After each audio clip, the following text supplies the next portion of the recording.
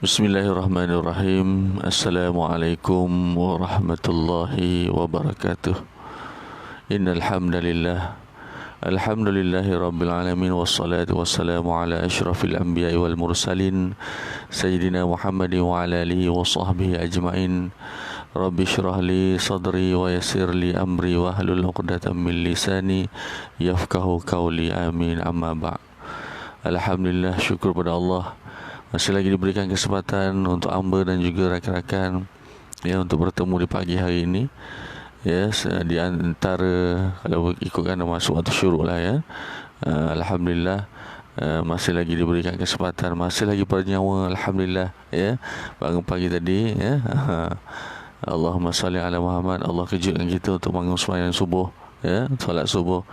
Alhamdulillah, masih lagi diberikan kesempatan untuk beribadah, masih lagi diberikan kesempatan untuk memohon ampun atas segala dosa yang telah kita lakukan. Masih lagi diberikan kesempatan oleh Allah SWT untuk memperbanyakkan zikir, untuk memperbanyakkan istighfar atas dosa yang kita lakukan, dan juga insya-Allah sebagai makhluk hamba Allah, jangan sesekali kita berputus asa pada rahmat dan kasih sayang Allah. Walaupun dosa yang kita lakukan mungkin bergunung-gunung, bergunung ganang, walau sebesar mana pun, walau sebanyak mana pun dosa yang kita lakukan, namun jangan kita sesekali berputus asa pada rahmat dan kasih sayang Allah SWT, seperti mana yang telah diceritakan, diriwayatkan, selama baginda Rasulullah SAW sendiri yang meriwayatkan kisah ini, iaitu tentang seorang hamba Allah yang mana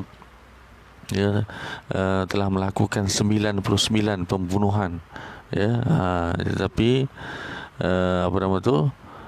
sehingga kan oleh kerana dia dah menyesal untuk kali yang ke-99, dia nak bertaubat, apabila dia berjumpa dengan seorang yang abid, bukannya alim, dia berjumpa dengan seorang yang abid, makanya dia tanya orang itu, orang yang inilah yang kelihatan warak, tapi orang tu kata apa? Orang tu kata, sudah tidak ada peluang untuk kamu memohon keampunan untuk memasuki syurga dan sebagainya, menyebabkan dia lagi marah dan dia bunuh pula orang tu. Jadi cukup 100 ataupun cukup 100 orang, orang yang dibunuhnya. Tapi dengan rahmat dan kasih sayang Allah, dia menyesal dengan apa perbuatannya. Dia cari lagi orang yang mungkin boleh membantu dia untuk menyelesaikan masalah dia, ataupun untuk memberikan petunjuk, ataupun memaklumkan padanya apa yang harus dilakukan untuk bertaubat dan sebagainya. Alhamdulillah,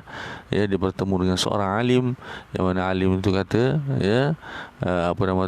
yang harus dilakukan adalah meninggalkan apa yang dah dibuat, dan kemudian menjauhkan diri daripada tinggal bersama dengan golongan-golongan yang, ataupun orang-orang yang fasik, ataupun orang-orang yang melakukan kejahatan. Cari tempat di mana tinggallah bersama orang-orang yang baik-baik.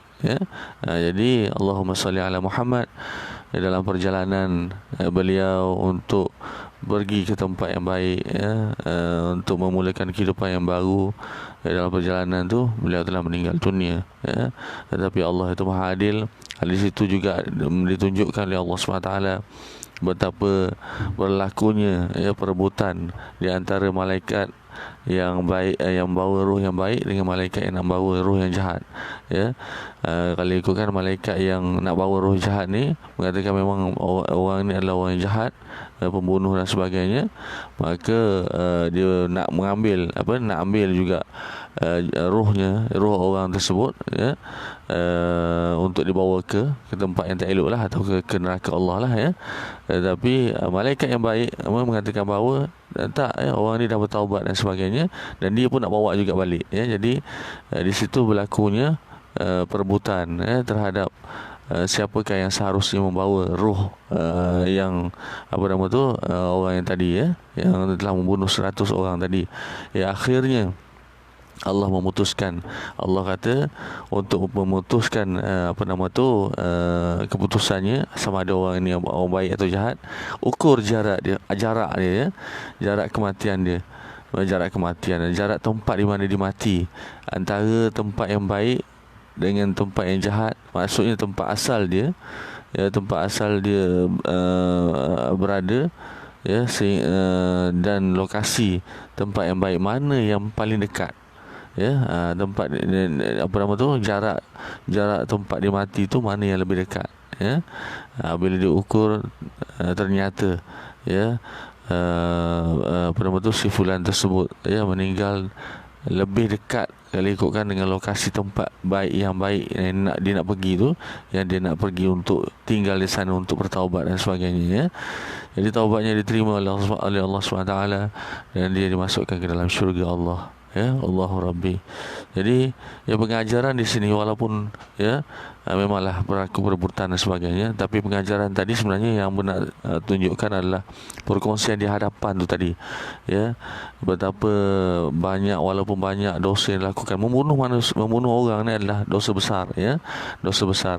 Dan Allahumma salli ala Muhammad, ya, walaupun membunuh bukan seorang dua orang, sampai 100 orang dah, ya, tapi pintu taubat masih terbuka, ya, dan Allah menerima taubatnya dan dia dimasukkan ke dalam syurga Allah. Yang paling penting, ya, Allahumma salli ala Muhammad, keinginan bertaubat tersebut jangan putus asa pada rahmat dan kasih sayang Allah SWT selagi nyawa kita tak sampai ke halqom, selagi matahari tidak timbul daripada barat. Makanya, ya, selagi itu pintu taubat masih terbuka dan kita masih lagi diberikan peluang untuk bertaubat, ya. Jadi walaupun mungkin dosa kita bergunung ganang sekalipun, banyak sekali mana sekalipun, ya, jangan kita sesekali, ya, takut untuk bertaubat ataupun berputus asa untuk bertaubat, ya. Allahumma salli ala Muhammad. Baik, itu introduction hari ini, insya-Allah, ya. Kerana setiap daripada kita memang tidak pernah lekang ataupun tidak pernah dapat lari daripada melakukan dosa. Wa imam hamba sendiri pun, ya, setiap masa kadang-kadang kita melakukan dosa tanpa sengaja ataupun dengan sengaja sekalipun. Walau macam mana pun, kita kena cepat-cepat kembali pada Allah, istighfar banyak-banyak atas segala kelemahan kita, ya, dosa yang kita lakukan, istighfar banyak-banyak. Semoga, ya, Allah mengampunkan dosa kita, ya. Kembali kepada yang pernah kita kongsikan dahulu, bila kita melakukan kesilapan ini, ya, kita kena husnuzan, ya, bahawasanya, ya, pintu taubat masih terbuka dan juga insya-Allah Allah akan menerima taubat orang yang betul-betul bertaubat, ya, yang menyesal atas segala perbuatannya dan insya-Allah, ya, berusaha dan bertekad untuk tidak melakukannya. Walaupun mungkin, ya, di masa akan datang berlaku lagi, ya, tapi insya-Allah, ya, Allah sentiasa akan menerima taubat kita. Sebab itulah jangan sesekali, ya, untuk kita berputus asa kepada rahmat dan kasih sayang Allah Subhanahu Wa Taala, insya-Allah. Baik. Hari ini kita akan teruskan dengan fadilat, ya, fadilat zikir ataupun kelebihan zikir, ya, dan kita akan masuk pada hadis yang seterusnya, yakni hadis yang ke-7, ya, yang mana bertajuk penghuni syurga akan menyesal kerana masa di dunianya yang telah berlalu tanpa zikrullah, ya. Penghuni syurga tu, ya, penghuni syurga akan menyesal kerana masa yang dilaluinya ataupun masa di dunianya yang telah berlalu tanpa zikrullah, ya. Baik, apa bacakan insya-Allah. Daripada Sayyidina Mu'az bin Jabal radhiyallahu anhu meriwayatkan bahawa baginda Rasulullah sallallahu alaihi wasallam bersabda, penghuni syurga tidak akan menyesal dan tidak akan berduka cita mengenai sesuatu apapun kecuali masa di dunia yang telah berlalu tanpa zikrullah, ya. Penghuni syurga pun menyesal, ya. Baik, hadis riwayat Tabrani, ya. Baik, keterangannya, setelah memasuki syurga, apabila ahli-ahli syurga menyaksikan ganjaran yang banyak seperti gunung yang diperolehi oleh seseorang kerana sebutan nama Tuhan yang Maha Esa, maka jelas terbayang penyesalan yang tidak terhingga kerana kerugian yang ditanggung akibat kurang berusaha untuk zikrullah, ya. Namun demikian, terdapat juga hamba-hamba Allah yang bertuah dan yang tidak suka menghabiskan masa di dunia tanpa zikrullah, ya. Hafiz Ibnu Hajar rahimahullah menulis dalam kitabnya Al-Munabbihat, ya, bahawa Yahya bin Mu'az Ar-Radhi rahimahullah sering berkata dalam munajatnya, ya Allah, Malam hari tidak enak kecuali dapat bermunajat denganmu, dan siang hari tidak enak kecuali dengan mentaatimu, dan dunia ini tidak enak kecuali dengan menyebut namamu, dan akhirat tidak enak kecuali dengan mendapat keampunanmu, dan syurga tidak enak kecuali dengan dapat penyaksianmu, ataupun dan syurga tidak enak kecuali dengan dapat menyaksikanmu. Ya, Allahu Akbar, subhanallah. Inilah nikmat yang paling besar, ya, yang akan kita dapat di dunia, di syurga nanti, ya, dengan nikmat kemewahan dan sebagainya yang Allah berikan di dunia, di akhirat ataupun di syurga nanti, ya, nikmat bidadari dan sebagainya, ya, satu nikmat yang paling hebat yang tak akan dapat kita tandingi. Walaupun mungkin, ya, syurga itu sendiri kemewahannya berbeza dengan dunia, jauh sangat berbeza, yang mana kenikmatannya tidak dapat kita bayangkan dengan akal kita, ya, tidak akan dapat kita bayangkan dengan akal kita. Kalau dibandingkan dengan kemewahan di dunia ni, katakanlah seseorang yang kaya raya tu mempunyai kereta, contohnya kereta boleh terbang lah katakan, kalaulah ada nanti satu ketika kereta boleh terbang, ya, dan kelajuannya kelajuan cahaya dan sebagainya, ya, contohlah, ya, walaupun mungkin impossible lah buat masa sekarang, wallahu alam, ya. Kalaulah ada, ya, di dunia ini, maka kenikmatan tersebut, ya, tak akan dapat melawan menandang Allahumma salli ala Muhammad, maaf, ya, menandingi tersyasya-syasya, menandingi kehebatan nikmat di akhirat, yang mana Allahu Rabbi tak dapat kita bayangkan, ya. Sebab memang jauh sangat berbeza, ya, kenikmatannya. Itu nikmat-nikmat kemewahan, ya, yang akan kita dapat di syurga. Tetapi nikmat yang paling hebat yang bakal kita dapat di syurga adalah menyaksikan Allah, melihat Allah dengan mata kepala kita sendiri. Subhanallah, ya. Ya, Allahumma salli ala Muhammad. Ya, baginda Rasulullah SAW sendiri, ya, pernah menceritakan bahawa kita akan terpana. Terpana maksudnya tak akan terkelip mata kita melihat keindahan Allahumma salli ala Muhammad. Tak dapat nak bayangkan lah, ya.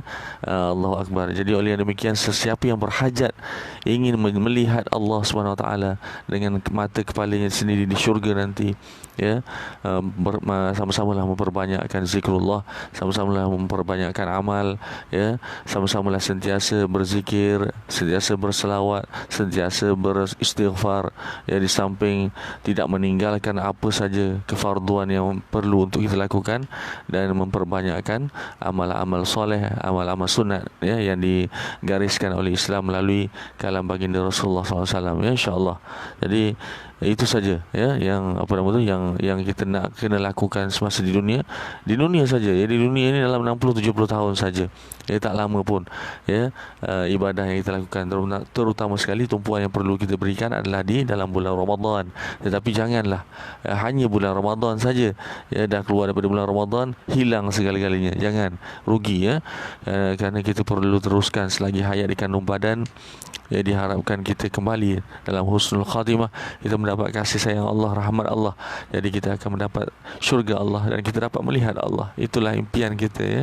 Ya, di samping nak berjiran dengan baginda Rasulullah SAW, duduk satu negeri akhirat, satu syurga Allah bersama dengan baginda Rasulullah SAW, dan kita dapat melihat Allah Subhanahu Wa Taala. Allah Rabbi. Baik, kita teruskan, ya. Daripada Sayyidina atau Hazrat Sari rahimahullah berkata, aku melihat Jurjani rahimahullah sedang memakan tepung bijirin, ya, yang digoreng seperti sagon, ya. Sagon tahu, ya, sagon macam kebiasaannya Pantai Timur, ya, orang negeri Kamba lah, ya, orang Terengganu ada buat sagon, ya, sagon daripada kelapa tu, ya. Tapi ini dibuat daripada tepung bijirin yang digoreng, ya. Aku bertanya kepadanya, engkau makan tepung ini begitu saja?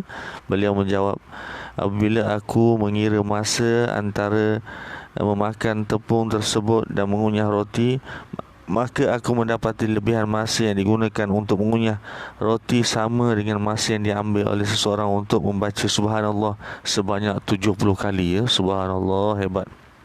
Oleh itu, sejak 40 tahun yang lalu, aku telah tinggalkan memakan roti dan berpandangan memakan tepung goreng ini sahaja.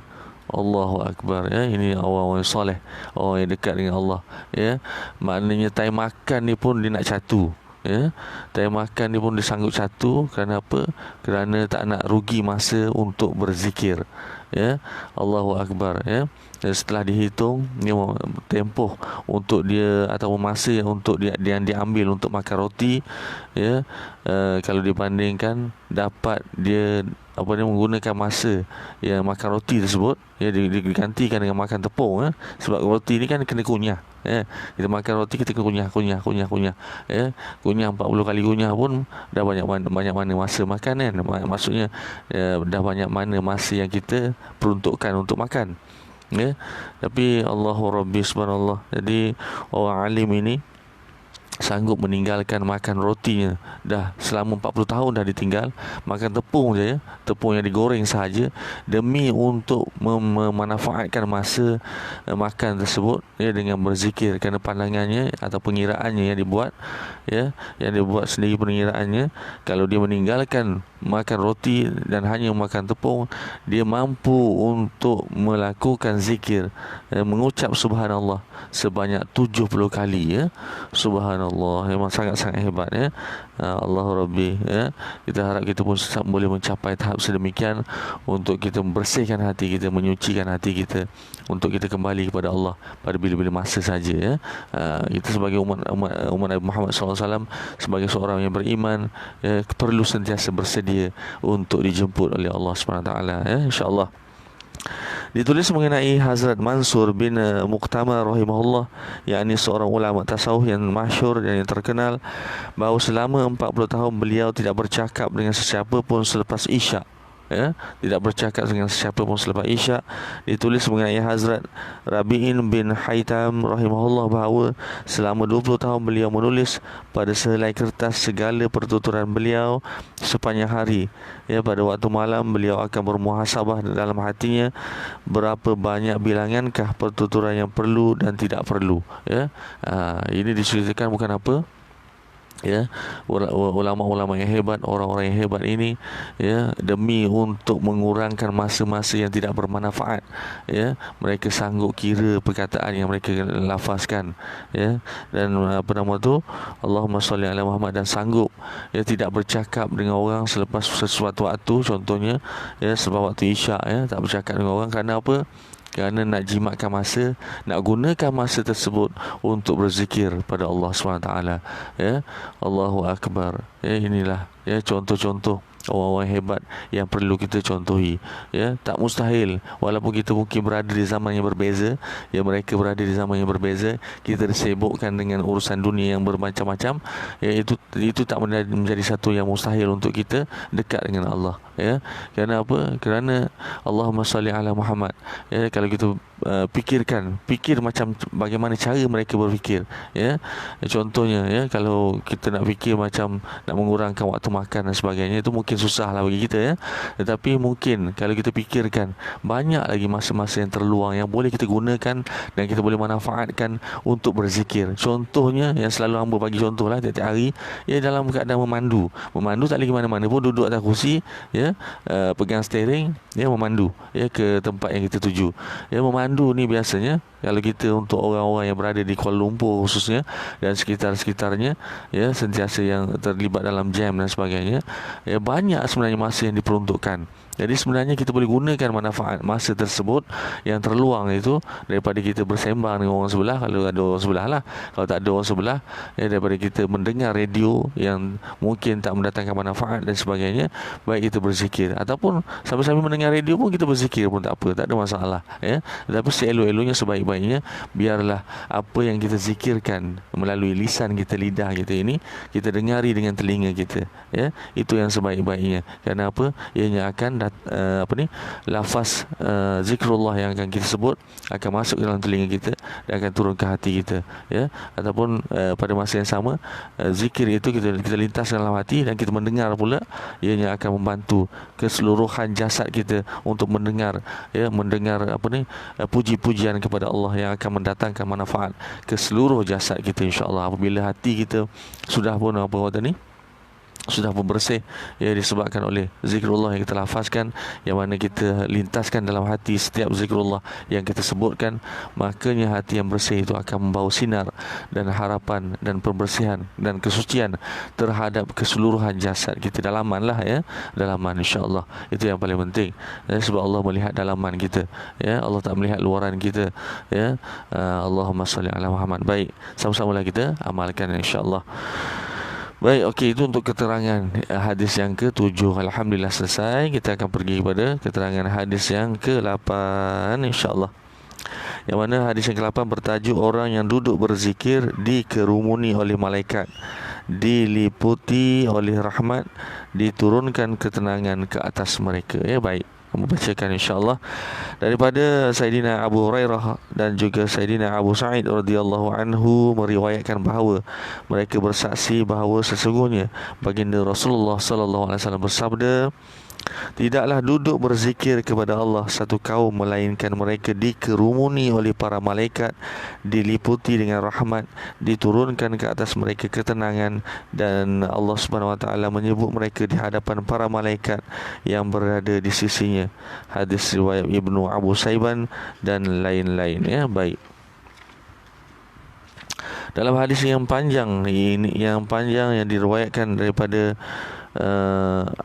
Sayyidina Abu Dzar, ya, radhiyallahu anhu mengatakan bahawa baginda Rasulullah sallallahu alaihi wasallam telah bersabda, aku nasihatkan kamu hendaklah bertakwa kepada Allah, kerana bertakwa itu adalah tonggak bagi setiap amalan. Hendaklah kamu membaca Al-Quran dan berzikir kepada Allah, kerana dengan itu nama kamu akan disebut di langit dan menjadi nur untuk kamu di permukaan bumi. Hendaklah kamu memperbanyakkan berdiam diri dan jangan bercakap melainkan perkara-perkara yang baik, kerana ini akan menjauhkan syaitan daripada kamu dan akan membantu kamu dalam urusan agama kamu, ya, insya-Allah. Baik, pada rakan-rakan yang ada, insya-Allah, dia yang tengah view, minta tolong respons sikit apa punya audio okey ke tidak, ya. Sebab apa nama tadi, berasa macam takut ada masalah, ya, tak kedengaran dan sebagainya. Baik, kita sambung, ya, insya-Allah. Hindarkanlah daripada banyak ketawa, kerana dengan banyak ketawa hati kamu akan mati dan nur daripada wajahmu akan lenyap. Teruskanlah, ya, jihad, kerana itulah kesolehan umatku. Hendaklah mengasihi orang miskin dan senantiasa duduk bersama mereka. Lihatlah keadaan mereka yang lebih jauh daripada keadaanmu, ya. Janganlah kamu melihat keadaan mereka yang lebih tinggi daripadamu, kerana itu kamu tidak akan mensyukuri nikmat yang telah Allah kurniakan ataupun anugerahkan kepadamu. Hendaklah mengukuhkan silaturahim dengan kawan kerabatmu, walaupun mereka memutuskan perhubungan mereka dengan kamu. Ya, hendaklah kamu memberitahu perkara yang hak kepada sesiapa sahaja, walaupun dirasakan pahit. Janganlah sesekali menghiraukan celaan daripada sesiapa pun dalam menjalankan urusan agama Allah SWT. Lihatlah keaiban diri kamu sendiri dan jangan lihat keaiban orang lain, ya. Apabila kamu sendiri mempunyai sesuatu keaiban, maka jangan kamu memarahi seseorang yang mempunyai keaiban yang sama. Wahai Abu Dzar, tidak ada kebijaksanaan yang melebihi keperancangan yang baik. Sebaik-baik takwa ialah menjauhi segala perkara yang haram, dan tidak ada kemuliaan yang setanding dengan akhlak yang baik, ya. Ni 2 in 1, ya. 2 in 1. Ada dua apa nama tu? Hadis yang berbeza. Hadis ini diriwayatkan oleh Ibnu Saiban, Imam Ahmad, Muslim dan lain-lain, ya, insya-Allah. Dan keterangan ini pun agak panjang. Tak panjang sangat pula. Lebih kurang dalam 2 muka je, insya-Allah, ya. Bagaimana audio apa, okey ke? InsyaAllah, ya. Okey, baik. Baik, keterangannya, ya. Sakinah ialah ketenangan dan ketenteraman atau rahmat yang khusus. Tentang penafsiran sakinah terdapat beberapa pendapat yang telah kami tulis dengan ringkas dalam kitab Fadilat Al-Quran.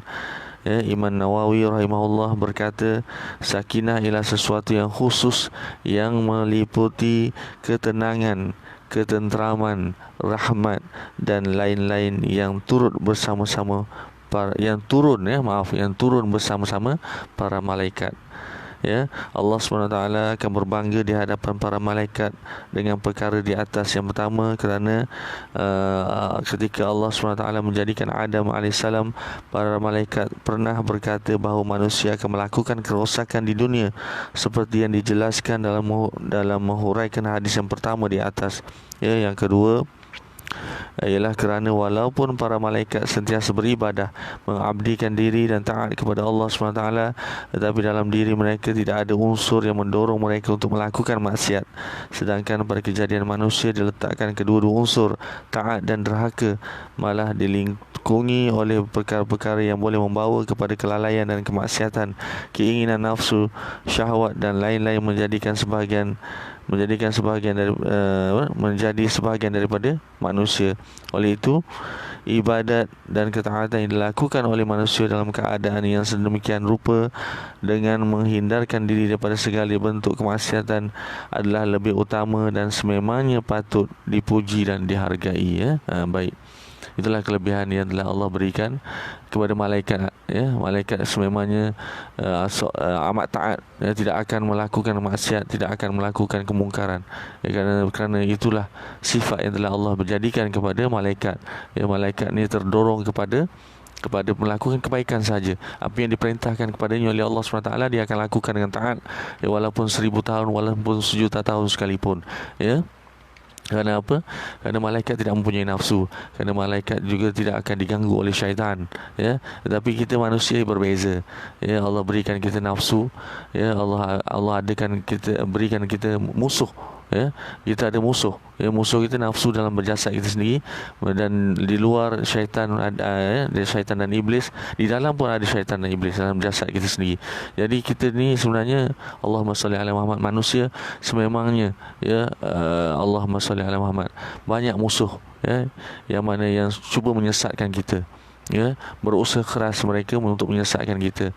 Tetapi bagi mereka yang walaupun mempunyai keinginan nafsu, syahwat dan sebagainya, yang dihasut oleh syaitan dan sebagainya, tetapi kita masih lagi berazam untuk melakukan kebaikan, berazam untuk meninggalkan segala kejahatan, maksiat dan kemungkaran, makanya itulah kelebihan yang ada pada diri manusia itu. Maknanya kelebihan yang Allah berikan pada manusia, walaupun adanya pendorong penghasut untuk kita melakukan maksiat, untuk kita melakukan kejahatan, tetapi kita masih memilih jalan kebaikan, jalan yang disuruh oleh Allah. Jadi itulah sebenarnya kemuliaan yang lebih mulia daripada malaikat. Kerana Allahumma salli ala Muhammad, untuk melakukan kebaikan manusia perlu mujahadah, berlawan, berperang dalam dirinya sendiri, untuk melakukan kebaikan, insya-Allah. Di samping kita memerlukan bantuan dan juga pertolongan daripada Allah SWT melalui hidayah dan taufik Allah, insya-Allah. Baik, seterusnya kita teruskan. Disebutkan dalam sebuah hadis bahawa apabila Allah SWT menjadikan syurga, Allah telah memerintahkan Jibril AS supaya pergi melihat syurga dan datang kembali kepadanya.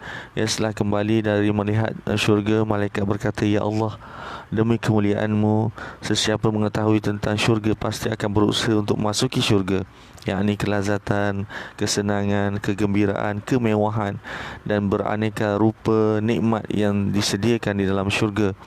Jika syurga itu diketahui dan diyakini oleh manusia, maka tidak ada siapa pun yang tidak akan berusaha sedaya upayanya untuk memasuki syurga."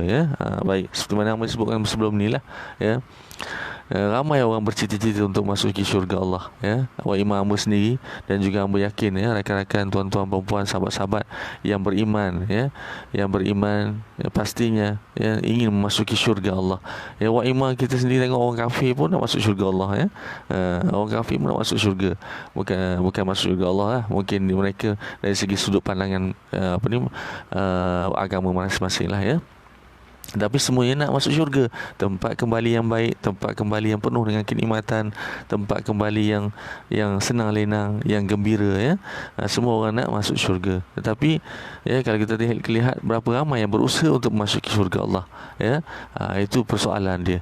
Tepuk dada tanya iman, adakah kita sudah berusaha sebaik mungkin untuk masuki syurga Allah, untuk mendapat syurga Allah? tepuk dada tanya iman. Kalau masih belum cukup, sememangnya tak cukup lah, kalau kita mengikut perumpamaan yang telah dibuat oleh para ulama selama mengatakan bahawa walaupun kita beribadah sepanjang ataupun selama 1000 tahun sekalipun non-stop, maksudnya berhenti makan yang buang air saja, makan buang air saja, lainnya melakukan ibadah selama 1000 tahun sekalipun, non-stop beribadah, untuk kita claim dengan Allah sebiji mata pun tak boleh, tak mampu, tak mampu, tak sama nilainya. Jadi oleh demikian, Allahumma salli ala Muhammad, kita kena bergandakan lagi usaha, untuk mendapat syurga Allah, kita perlu gandakan lagi usaha, tinggalkan apa yang Allah larang, buat apa yang Allah suruh, itulah tingkatan takwa, tingkatan yang tertinggi di sisi Allah. Dan insya-Allah, bila kita dah sampai tingkatan takwa, kita mengharapkan redha Allah, dan hanya dengan redha Allah dan rahmat Allah sajalah kita akan memasuki syurga Allah. Itu impian kita. Jadi kita kena berusaha. Pokok pangkalnya kita kena berusaha. Usaha kita adalah dengan memperbaiki iman dan amal, memperbanyakkan iman dan memperbanyakkan amal, memperbaiki iman dan amal dengan memperbanyakkan amal. Nak banyakkan amal macam mana? Nak memperbaiki iman dan amal tu macam mana? Perlu untuk menuntut ilmu, menuntut ilmu. Ilmu tak datang bergolek, kena tuntut, kena cari ilmu, dan dengan ilmu yang kita ada, daripada para asatizah, khususnya daripada para ulama-ulama, melalui kalam Allah, Al-Quranul Karim, dan juga hadis-hadis baginda Rasulullah SAW. Dengan itu kita baru tahu mana yang boleh dibuat, mana yang tak boleh dibuat, mana yang perlu dibuat wajib, ataupun yang perlu, yang wajib, yang perlu kita buat, yang kita perlu laksanakan, dan yang mana kita perlu tinggalkan. Dengan ilmu saja kita akan tahu membezakan yang mana baik, yang mana buruk.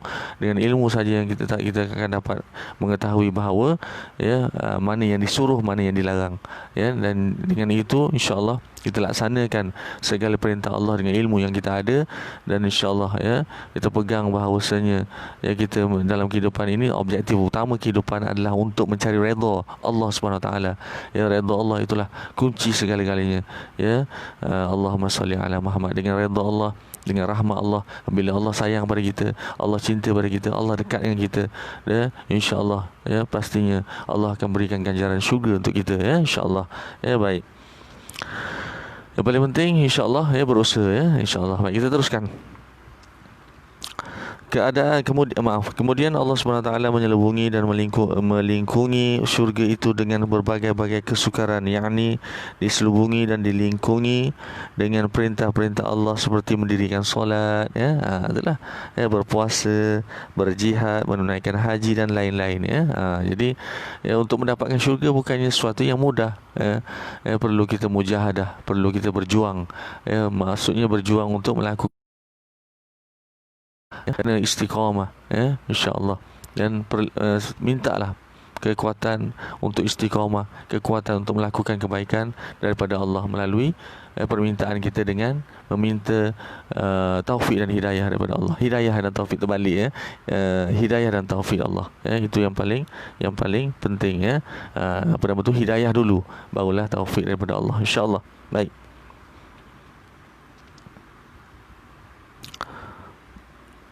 Sesiapa yang memenuhi perintah tersebut, iaitu melakukan segala yang telah Allah suruh, Allah perintahkan, maka dia berhak memasuki syurga. Kemudian Jibril alaihissalam diperintahkan, sekarang lihat. Jibril alaihissalam berkata, ya Allah, kini aku bimbang, tidak ada siapa pun yang dapat memasuki syurga. Sesiapa yang baik, oleh kerana Allah telah lingkungi, Allah telah selubungi dengan perintah-perintah untuk memasuki syurga, seseorang itu perlu untuk melakukan segala amal-amal tadi, amal ibadah tadi, jadi malaikat Jibril mengatakan bahawa, ya Allah, kini aku bimbang, tidak ada siapa pun yang dapat masuki syurga-Mu. Maksudnya malaikat Jibril bimbang manusia tak dapat masuk syurga Allah kerana apa? Kerana tidak melakukan apa yang disuruh, ya. Allah Rabbi, baik. Demikianlah juga bila Allah SWT menjadikan neraka. Allah SWT menyuruh Jibril alaihissalam pergi melihat neraka. Setelah melihat azab, seksa, kekotoran dan penderitaan di sana, lantas Jibril alaihissalam pun berkata, "Ya Allah, demi kemuliaan-Mu, sesiapa yang mendengar keadaan neraka yang amat dahsyat itu, maka sudah pasti dia tidak akan menghampiri neraka." Allahu Akbar. Ini pun neraka pun satu hal, ya. Semua orang tak nak masuk neraka. Pastinya tempat penyiksaan, azab yang sangat pedih, yang tak dapat dibayangkan dengan azab di dunia, ya. Kalau kita kena lenyek, na'udzubillah min zalik. Kalau kita diseksa di dunia ini pun dengan keadaan seksaan yang amat pedih dan sebagainya, tidak sama seksanya di akhirat nanti di neraka Allah. Na'udzubillah. Ya, kalau ditanya pada orang yang beriman, pastinya semua orang akan menolak, semua orang tak nak masuki neraka Allah, ya. Kerana apa? Kerana azab yang pedih. Tapi berapa ramai yang berusaha untuk mengelak daripada memasuki neraka Allah? Itu persoalan dia. Adakah kita di antaranya orang yang mengelak atau berusaha secara bersungguh-sungguh untuk menjauhi api neraka, ya? Allahu Akbar, ya. Tepuk dada tanya iman, ya. Kita saja yang tahu apa yang kita dah lakukan untuk menjauhi neraka Allah, dan kita saja yang tahu sama ada kita dah lakukan yang terbaik untuk memasuki syurga Allah, ya. Oleh demikian, sama-samalah memperbetulkan iman, memantapkan iman, ya, memperbetulkan amal, dan juga, ya, memperbanyakkan lagi amal ibadah kita, insya-Allah, kerana Allah, lillahi taala, ya. Niat itu sangat penting, ya. Jangan pula melakukan ibadah tetapi berniat untuk menunjuk-nunjuk dan sebagainya. Itu makanya kita akan rugi juga, ya. Biarlah nawaitu itu penting. Nawaitu itu biarlah betul, ya. Niatkan segala amal kebaikan walaupun sekecil-kecilnya, ya, walau sangat-sangat kecil sekalipun amalan yang kita lakukan, niat kerana Allah Ta'ala, insya-Allah akan ada, ya, keberkatannya, akan ada fadilat dan kelebihannya di sisi Allah Subhanahu Wa Ta'ala, insya-Allah, ya. Baik. Kemudian Allah SWT menyelubungi dan melingkungi neraka dengan berbagai-bagai kelazatan dunia, yakni diselubungi dengan atau dilingkungi dengan perzinaan, na'udzubillah, meminum arak, yang melakukan kezaliman, tidak menunaikan perintah Allah SWT dan lain-lain. Lantas Allah SWT menyuruh Jibril alaihissalam, "Sekarang lihatlah." Jibril alaihissalam pun berkata, "Ya Allah, kini aku bimbang bahawa tiada seorang pun yang akan terselamat daripada neraka." Na'udzubillah min zalik. Ya Allah, ya, sangat kita takut, ya, kerana azab yang sangat pedih. Na'udzubillah. Ya, sama-samalah kita terus doakan untuk mendapat kekuatan, ya, taufik dan hidayah daripada Allah untuk sentiasa melakukan kebaikan, menghindari segala kemaksiatan dan kemurkaan Allah, ya, insya-Allah. Baik. Bila seseorang hamba berada dalam keadaan dan suasana mentaati Allah SWT dan menjauhi daripada dosa, maka dia sepatutnya dihargai. Oleh sebab itulah Allah SWT melahirkan kegembiraannya, ya. Para malaikat yang disebutkan dalam hadis ini dan banyak hadis yang lain ialah sekumpulan malaikat yang khusus yang ditugaskan untuk menghadiri majlis-majlis zikir dan mendengar orang-orang yang menyebut dan memuji Allah Subhanahu Wa Taala, insya-Allah. Jadi antaranya ialah majlis ilmu lah, majlis di mana kita berada sekarang, walaupun tidak berkumpul dalam satu tempat, tetapi kita berkumpul dalam ruang alam maya, insya-Allah, dan perkongsian ilmu atau perkongsian yang baik-baik yang sentiasa, ya, kita sebut dan memuji Allah SWT, insya-Allah. Baik. Diriwayatkan dalam sebuah hadis bahawa sekumpulan malaikat yang berjalan ke sana kemari, ya, akan memanggil rakan-rakan mereka apabila mereka mendengar zikrullah. Datanglah, di sini terdapat maksud dan tujuan kamu. Lalu mereka berkumpul sehingga kumpulan itu menjulang ke langit, ya, sebagaimana yang diterangkan dalam bab ketiga bahagian kedua hadis yang ke-14, ya. Belum lagi lah, ya, tak sampai lagi hadis tersebut, ya, kita bawa hadis ke-8, ya, insya-Allah. Baik, alhamdulillah, habis untuk keterangan hadis yang ke-8. Sekarang pukul apa? Menghampiri pukul 8 lah. Tapi insya-Allah, ya, kita teruskan lagi yang untuk hadis yang ke-9, insya-Allah, ya. Sebab ianya sependek saja hadis yang ke-10 panjang sikit ya. Jadi kita cuba untuk habiskan untuk sampai ke hadis yang ke-9 insya-Allah. Baik, hadis yang ke-9, Allah SWT berbangga dengan mereka yang duduk berzikir, mengingati Allah dan memujinya ya. Baik. Daripada Sayyidina Muawiyah radhiyallahu anhu meriwayatkan bahawa sekali Rasulullah sallallahu alaihi wasallam pergi ke satu halqah ya, halqah ataupun majlis para sahabat. Lalu baginda Rasulullah sallallahu alaihi wasallam bertanya kepada mereka, apakah yang menyebabkan kamu sekalian duduk di sini? Mereka berkata, kami duduk berzikir mengingati Allah dan memujinya kerana memberi petunjuk Islam kepada kami. Baginda Rasulullah SAW bersabda lagi, demi Allah, adakah kerana itu kamu sekalian duduk di sini? Mereka menjawab, demi Allah, semata-mata kerana itu sahaja kami sekalian duduk di sini. Rasulullah SAW pun bersabda, aku tidak meminta kamu bersumpah kerana aku buruk sangka terhadap kamu, tetapi Jibril telah datang kepadaku dan memberitahuku bahawa sesungguhnya Allah berbangga dengan kamu di hadapan para malaikatnya. Hadis riwayat Ibnu Abi Saiban, Imam Ahmad dan juga Muslim dan lain-lain, insya-Allah. Baik.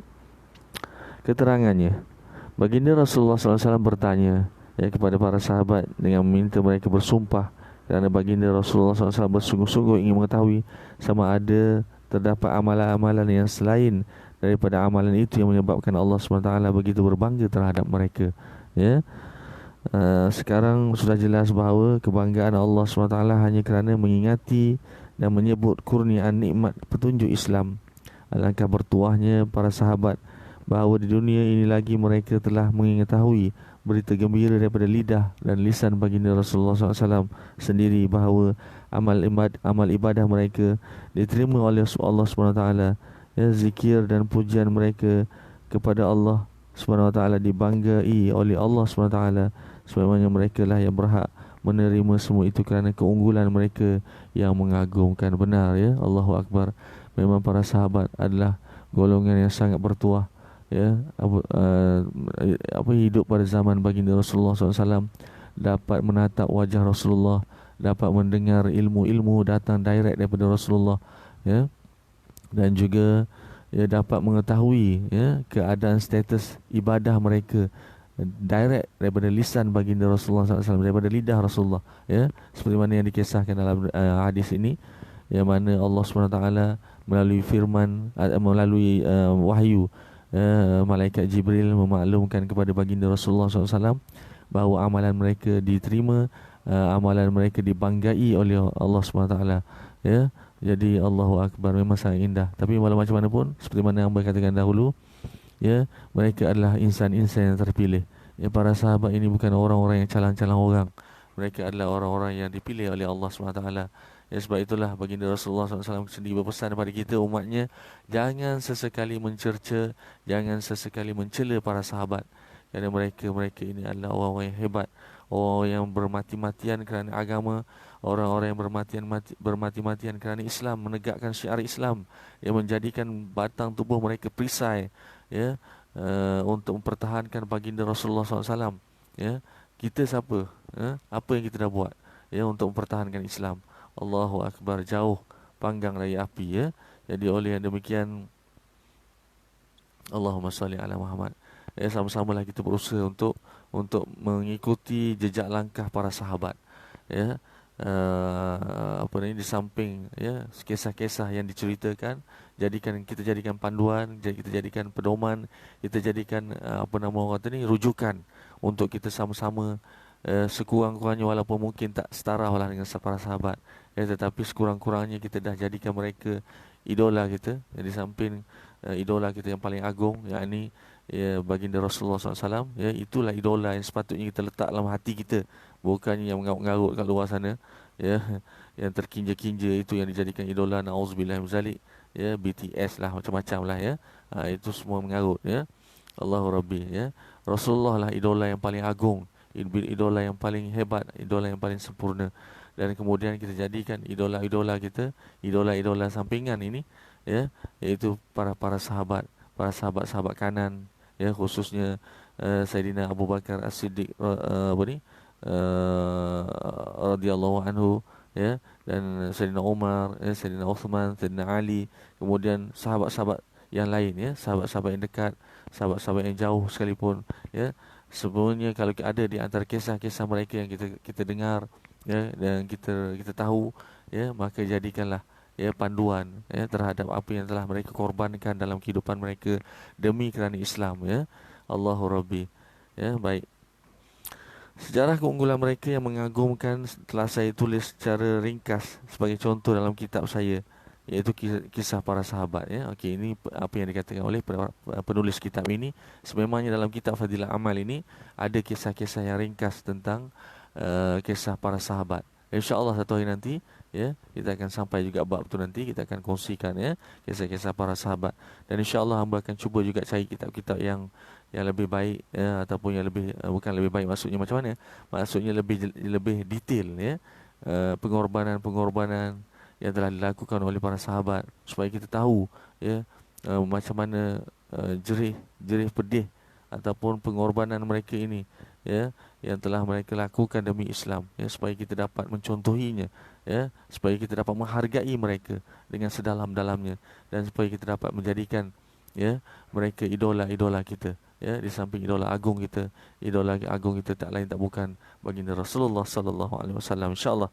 Baik, Mulla Ali Qari rahimahullah berkata bahawa yang dimaksudkan dengan ayat Allah SWT berbangga ialah Allah SWT berfirman kepada malaikat, lihat mereka itu, walaupun nafsu di sisi mereka, syaitan menggoda mereka, syahwat berada dalam diri mereka, dan keperluan dunia sentiasa membebani mereka, namun mereka berpaling daripada semua itu dan sibuk dengan zikrullah. Itulah, ya, apa yang Allah firmankan kepada malaikat, ya, bahawa Allah bangga dengan manusia-manusia yang sentiasa mengingati Allah, ya, walaupun sibuk dengan dunia, sibuk diganggu oleh syaitan, godaan syaitan, diganggu oleh nafsu syahwat sendiri, ya, macam-macam dugaan dan ujian, tapi masih lagi mempertahankan, diri dengan memperbanyakkan zikrullah, ya, Allahu Rabbi. Jadi, ada perjuangan, ya, dalam ibadah. Ya, kalau kita bandingkan, Allahu Akbar, bukan nak bandingkan lah, ini sebagai perumpamaan ataupun sebagai contoh, ya. Kalau kita tengok, ya, para malaikat, ya, memang beribadah, ya, melakukan ibadah sepanjang masa, ya, tetapi mereka tidak ada ancaman, tidak ada perjuangan, ya. Hanya lakukan apa yang difirmankan ataupun apa yang disuruhkan oleh Allah SWT. Tetapi kita manusia ni special, ya, sebab itulah kita sebaik-baik makhluk, ya, kerana apa? Kerana kita sentiasa berjuang, ya, tanpa kita sedari kita sentiasa berjuang dengan nafsu kita sendiri, berjuang dengan syahwat kita sendiri, berjuang dengan godaan syaitan, hasutan syaitan, ya, yang tak nampak di mata, dan juga, ya, berjuang di atas kelalaian, kealfaan dunia, ya, yang indah-indah ni, ya, yang mana menyebabkan kita lalai, ya, walhal sebenarnya kenikmatan dunia itu adalah kenikmatan yang sangat kecil kalau dibandingkan dengan kenikmatan di akhirat. Tetapi, ya, dengan Allahu Akbar, perjuangan yang kita lalui, kita masih lagi mampu untuk melakukan kebaikan, kita masih lagi mampu untuk melakukan ibadah, masih lagi mampu untuk membasahkan lidah kita dengan zikrullah, maka itulah yang menyebabkan Allah bangga, ya, terhadap kita, ya, di sisi malaikat. Allahu Rabbi. Baik. Ini kerana begitu banyak perkara yang boleh melalaikan mereka daripadaku, namun mereka tetap tidak terhalang daripada mengingatiku, sedangkan zikir dan tasbih kamu tidak dihalang oleh apa-apa halangan seperti itu, dan tidak ada sesiapa yang memalingkan kamu daripadaku, ya. Itulah yang bermaklum apa terangkan tadi, ya. Itulah perbezaan di antara kita, beribadah yang kita lakukan dengan ibadah yang malaikat lakukan. Ya, malaikat tidak ada apa-apa halangan, tidak ada apa-apa hasutan, ya, tetapi kita sentiasa berperang dengan syaitan, berperang dengan diri sendiri, yakni dengan nafsu dan syahwat kita. Allahu Akbar, demi untuk mencari keredaan dan keampunan Allah Subhanahu Wa Taala. Baik, ada lagi masa? Okey, baik. Rasanya kita berhenti di situ dahulu, ya. Kita akan sambung pada hadis yang ke-10 nanti, insya-Allah. Ya, hadis yang sedikit panjang, dan kemudian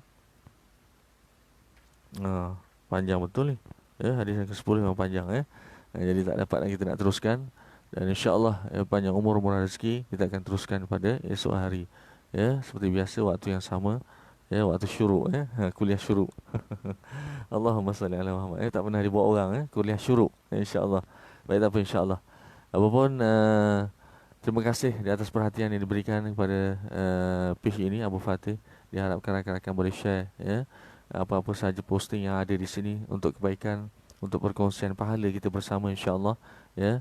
Dan Allahumma salli ala Muhammad. Sebelum berakhiri seperti biasa ingatlah bahawasanya segala yang baik, segala yang sempurna itu datang daripada kebesaran Allah, datang daripada kehebatan Allah tetapi segala yang lemah, segala yang kurang, segala yang silap adalah datang daripada kesilapan, kekurangan dan kelemahan diri hamba sendiri.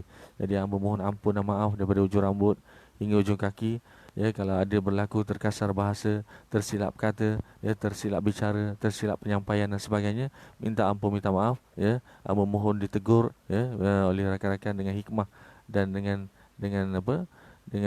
kebaikan insya-Allah. Semoga dengan cara itu kita dapat sama-sama untuk membetulkan diri, membersihkan diri untuk dalam kita hidup untuk mencari keredaan dan keampunan Allah yang sementara, hidup di dunia yang sementara ni Jadi kita cuba lakukan yang terbaik supaya kita mendapat rahmat dan kasih sayang Allah dan redha Allah dalam kehidupan. Itu yang paling penting insya-Allah. Baik, Amba sudahi dengan aqulu qauli hadza wa astaghfirullahal azim li wa lakum. Wassalamualaikum warahmatullahi wabarakatuh. Terima kasih dan terima kasih di atas perhatian dan juga sokongan yang anda berikan. Terima kasih dan terima kasih untuk selama-lamanya.